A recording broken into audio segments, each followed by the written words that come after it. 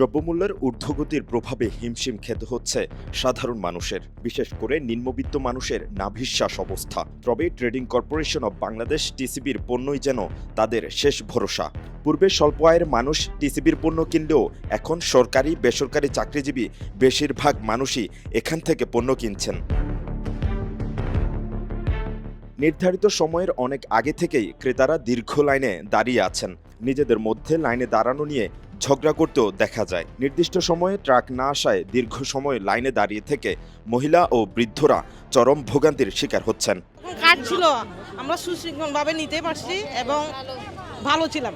এখন যে সময়টা আসছে এটা কেউ একবার পায়, কেউ দুইবার পায়, অথবা ভেজালের জন্য গাড়ি ছেড়ে দেয়। ঠিক আছে, ভেজালের জন্য গাড়িটা ছেড়ে দেয়, অথবা ওরা মাল থাকাকালীন 2 প্যাকেট বলেন 3 প্যাকেট বলেন ওরা নিয়ে চলে যায়।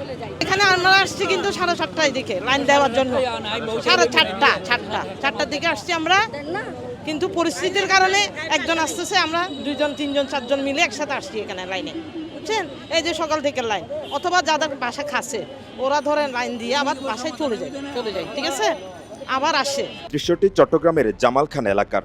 টিসিবি ট্রাকে পণ্য কিনতে ভোগান্তি জেনেও ঘন্টার পর ঘন্টা অপেক্ষা করতে বাধ্য হচ্ছেন এসব মানুষ। কেউ ভোররাত, আবার কেউ নির্ধারিত সময়ের 3 থেকে 4 ঘন্টা আগে থেকে অপেক্ষা শুরু করেন। তবে এই অপেক্ষার পালা যেন শেষ হয় না।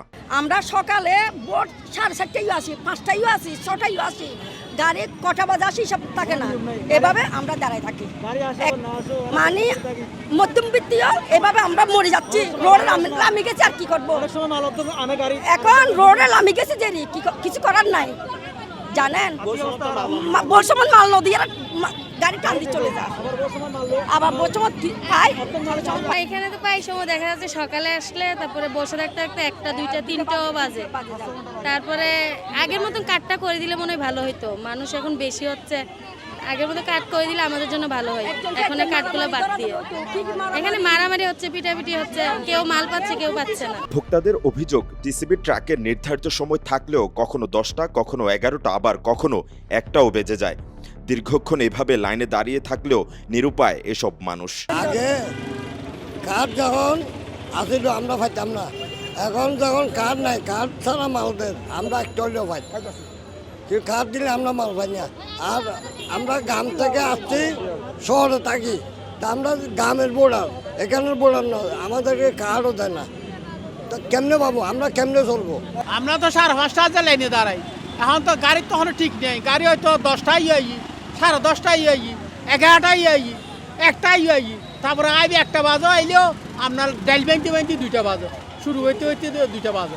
তো বললে হয় আমাদের এখানে লেট হয়েছে, তো এরা আর কি বললি, তার বলার কিছু নেই। এরা হয় আমাদের এখানে লেট হয়েছে, আমরা লেট হইতে আছি। টিসিবির কার্ড না থাকাতে এখন সবাই এসব পণ্য নিতে পারছে।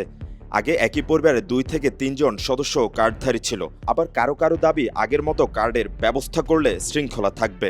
রোববারে বা সোমবার একটা ডেট থাকে, ওই ডেটে লোকেরা আসে, 7টা 7:30টার দিকে আসে, কেউ 8টার দিকে আসে, কেউ 9টার দিকে আসে এইভাবে লাইন ধরে গাড়ি আসলে ও চায়ের ডাল দেওয়া হয়, সবাই ওইটা নিয়ে যায়।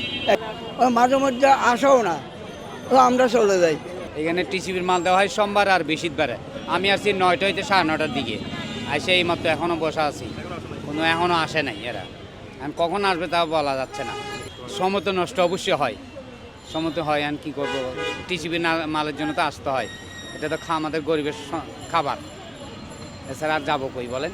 আমরা তার রাজ্য পয়সা তো বেশি পয়সা দিয়ে মালটা আনতে পারবো না, সে টিসিবির মালের জন্য এসে লাইন ধরি, লাইন ধরে নিতে পারি আর। সকাল 10টা থেকে টিসিবির এসব পণ্য বিক্রি শুরু হওয়ার কথা থাকলেও এখানে বেলা 11:30টায়ও টিসিবির ট্রাকের দেখা মেলেনি। চাল, ডাল, তেল সহ নিত্যপণ্যের লাগামহীন ঊর্ধ্বগতিতে বিপাকে পড়েছে সাধারণ মানুষ। প্রতিনিয়ত টিসিবির পণ্য কিনতে দীর্ঘ হচ্ছে দরিদ্র ও নিম্ন মধ্যবিত্ত মানুষের লাইন। মেহরাজ হোসেন, কালের কণ্ঠ, চট্টগ্রাম।